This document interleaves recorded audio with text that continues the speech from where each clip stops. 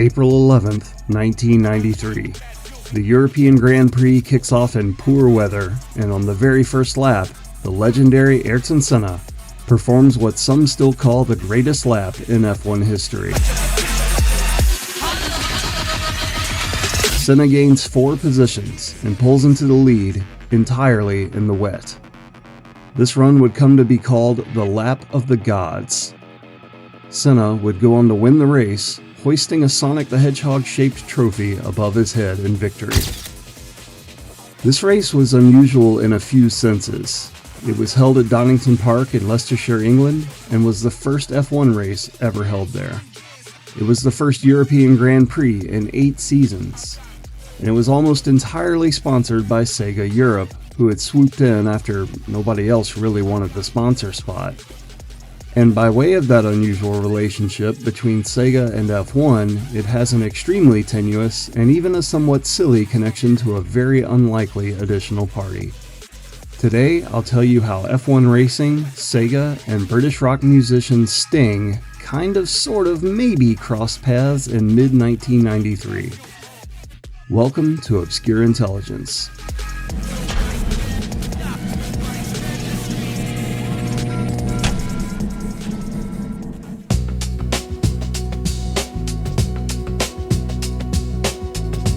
Our story begins in mid-1993. I'm 10 years old, a ball of ADHD, bits of the autism spectrum, and undiagnosed anxiety problems, and I love video games.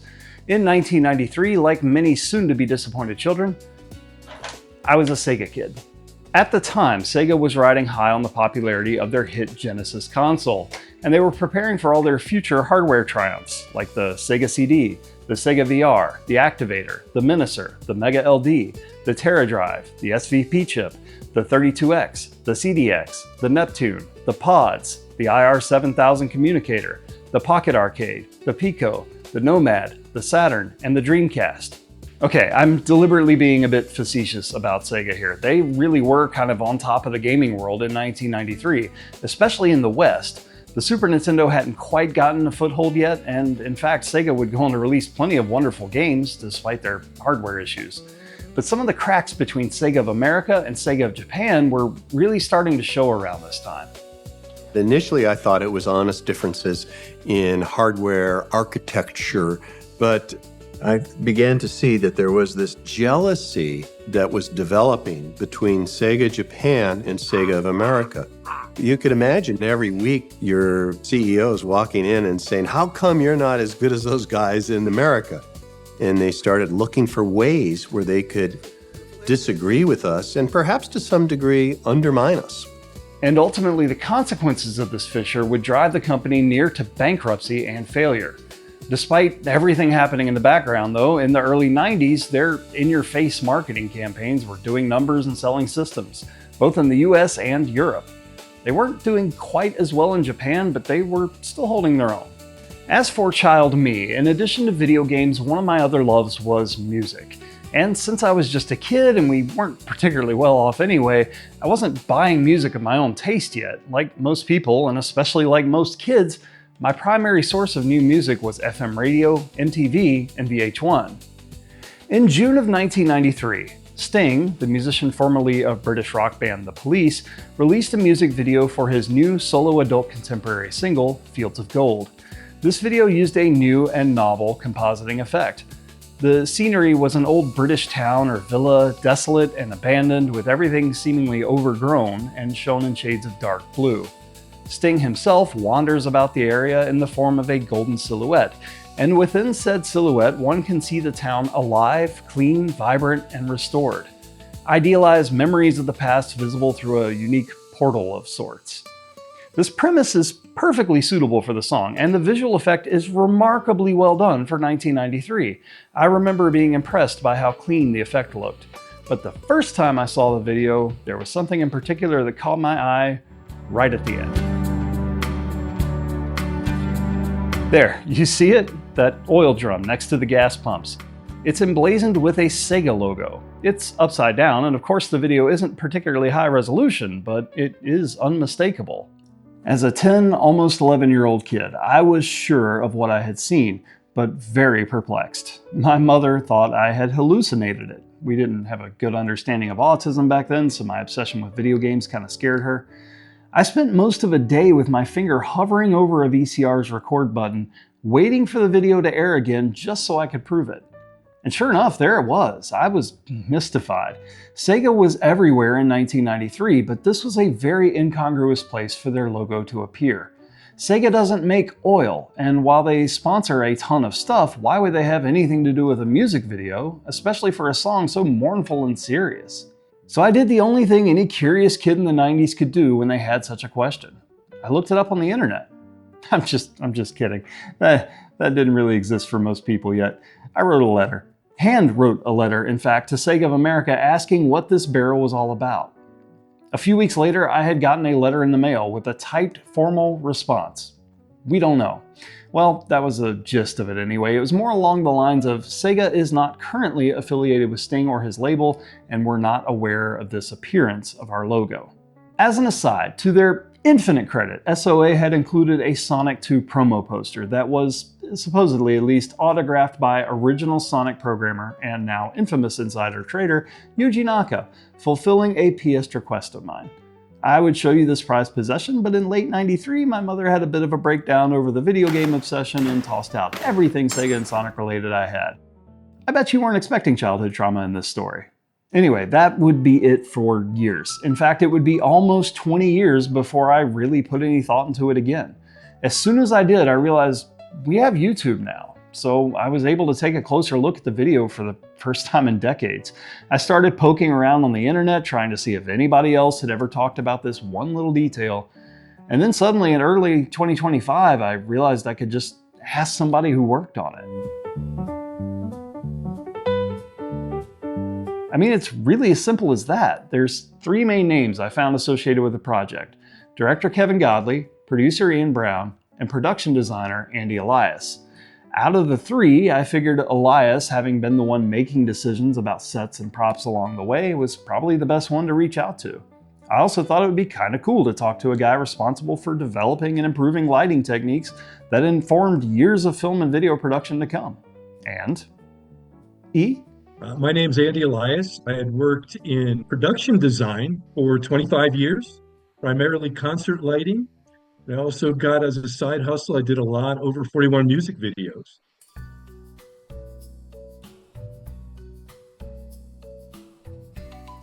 There's definitely a hierarchy in the creative process when you're doing a music video. So look at it this way. Sting works for A&M Records. They fund the music video. They approve the budget, they approve the concept, and they have final approval of the finished product. They can always scuttle it. And A&M Records, they go out and hire a producer, right, to execute this project. And on this project, we had one of the best there ever was, a gentleman by the name of Ian Brown. The producer is basically a project manager, problem solver, buyer, putter, outer, that kind of thing. And the studio at this particular project was Jacob Street Studios in London. Hundreds of music videos were filmed there. And this is just another one on the docket. The director, Kevin Godley, he's the one who listens to the song, says, okay, the concept should be this or that. He comes up with the creative vision. He's the guy, he's the director, right? He's the one, okay, action. He was the one, in that stereotypical role. He's the one pre-production that worked with the cinematographer, right? So as the lighting designer, I worked with the director and the cinematographer to come up with a lighting plan.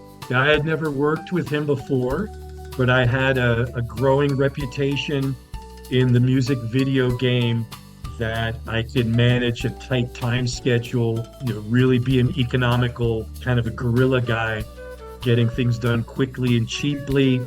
And a big part of that was wearing two hats. And if you work with Kevin Godley, the eminent director, nothing was more important to him than nailing the lighting.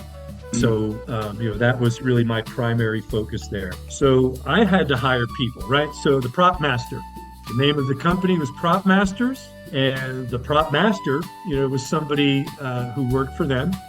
So all the props, the 55-gallon drums, The one with the Sega logo somehow ended up in their inventory. I'm not sure how that happened. We can speculate. They have another team, the set decorators, right? They're the ones who dress it up, make it look, the way it is, all the 55-gallon drum, the phone booth, the petrol pump, right? As they say in the UK, all that stuff that you see was set up by the set designers to make it look very realistic. So I had a dual role. It was very hectic, didn't pay all that great. I really had to rely heavily on the design team, the prop master, the set designers, the set decorators. The division of labor, is a standard practice, but it becomes, more hectic and critical when one person is wearing two hats. Right. So that's the reason why the barrel kind of slipped past the goalie, so to speak. And it had something spray painted on it. It looked good to me. Right? Didn't catch my attention when we were lighting it. It actually fit in quite well. I didn't really catch what it was until post-production.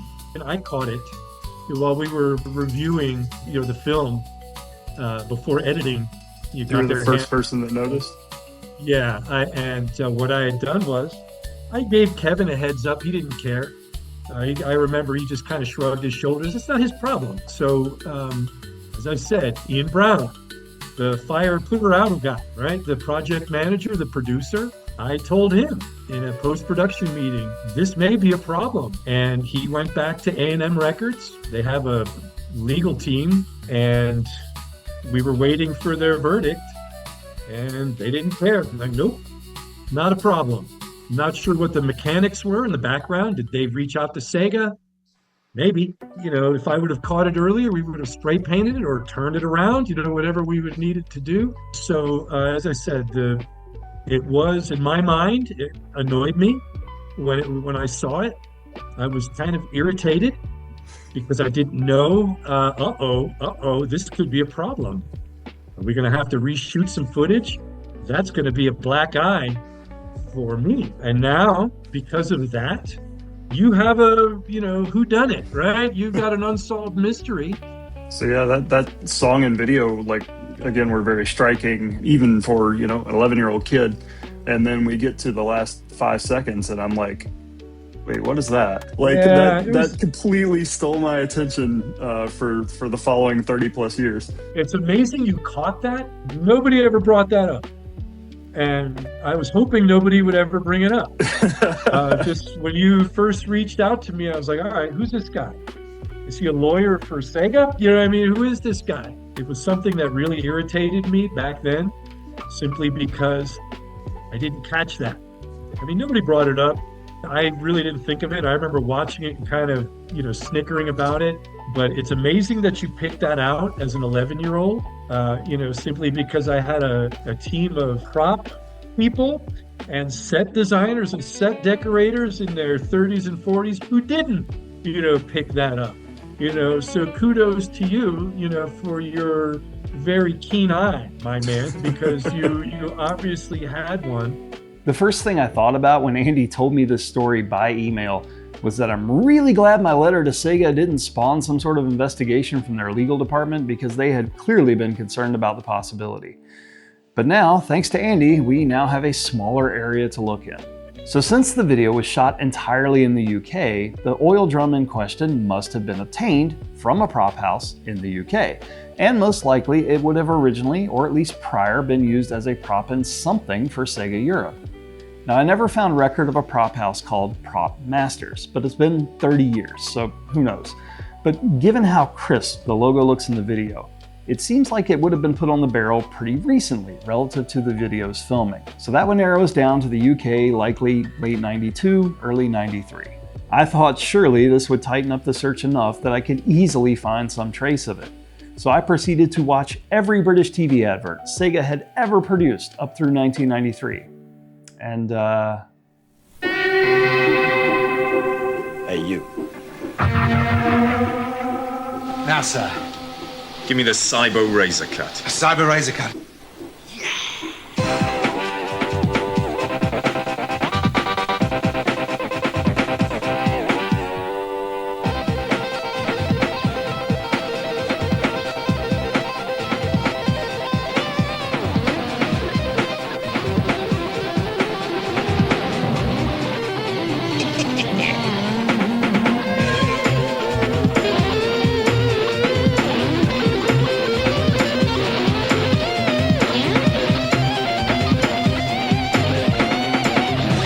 are over 100 Mega Drive games. They get faster, they get harder. What are you going to do to keep up? Next. You mean it works? To be this good takes saying. Wow. Unfortunately, as amazing and headache-inducing as that experience was, I never found a single barrel. Video game magazines were also unproductive. Most of the UK magazines didn't really have much advertising back then. I dug into marketing materials for arcade games of the era, watched internal trade videos and direct-to-retailer marketing promos. I watched promotional video from game launches in the US and the UK and found nothing. I went through footage from trade shows on both sides of the pond. Nothing. I watched dozens of episodes of British TV shows like Games Master and Bad Influence. Nothing. I watched almost every second of footage from every Sega CD FMV game just in case it had been a prop in one of those works of art. Nothing there either. Around this point is also when I made the discovery that there's at least 2 of these drums. Obviously you see one at the end of the video. The logo is clearly in the top third of the barrel, with the barrel being upside down. But right at the beginning of the video you can get a brief glimpse of another oil drum, with the Sega logo at the bottom third of the barrel, with the barrel again being upside down. Given the difference, I now knew I was looking for something where there would have been multiple of these set up somewhere. One of my most promising leads was F1 racing. Sega sponsored the Williams team throughout the 1993 season, and of course they also sponsored that Donington Park race I talked about in the opening, plastering the Sega logo over almost every square inch of the venue, along with giant Game Gears, Sonic artwork, a balloon, and this horrifying group of so-called grid girls in Sonic get-ups. All very cool, but there were no oil drums to be found, not around the track nor in the paddock. I was coming up empty, and at this point I was about ready to give up again. But then, as I was finishing the first draft of the script for this video, I found one last thing to check out. On April 8th, 1993, just 3 days before the European Grand Prix, Williams Racing sponsored a Sega event. The sponsee became the sponsor, and that was held at the Williams F1 Racing headquarters in Didcot, England, the UK Sega Games Championships Final. Hosted by TV personalities Chris Evans and Violet Berlin from Bad Influence, with a guest appearance from F1 racer Damon Hill, this event was the tail end of a UK tournament with 2 categories, under 13 and 13 to 18, competing to win a Mega CD console, a trip to Donington Park, and a spot in the Sega European Championships of 1993. Sega Retro had a very small blurb on this topic, and I almost clicked away until I saw there was a link to a June 1993 issue of British Games magazine CVG. And there, on page 7, I finally found what I've been looking for.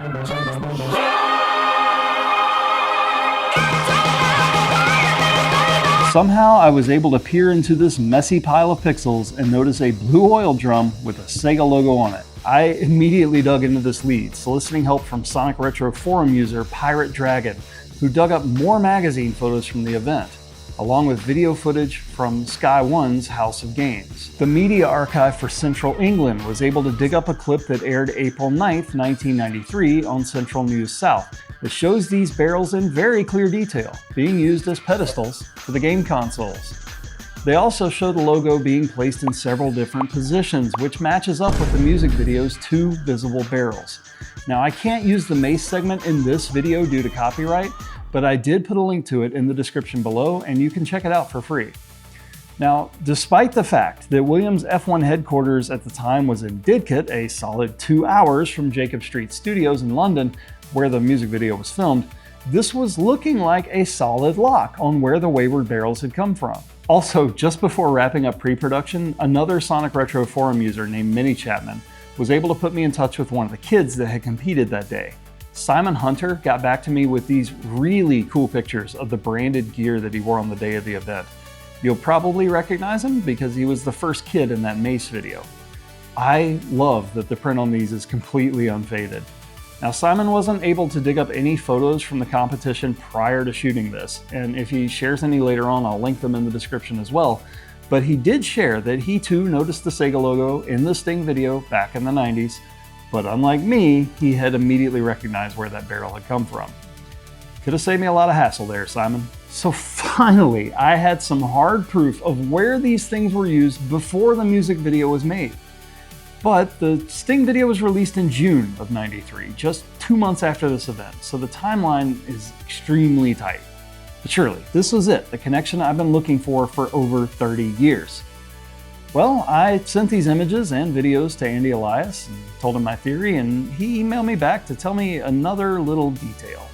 Because again, this video was filmed in, I don't remember the exact date, but it was probably the last week of January, early first week of February, 1993. So look, I'm still pretty much 100% certain that these really are the props that ended up in the music video.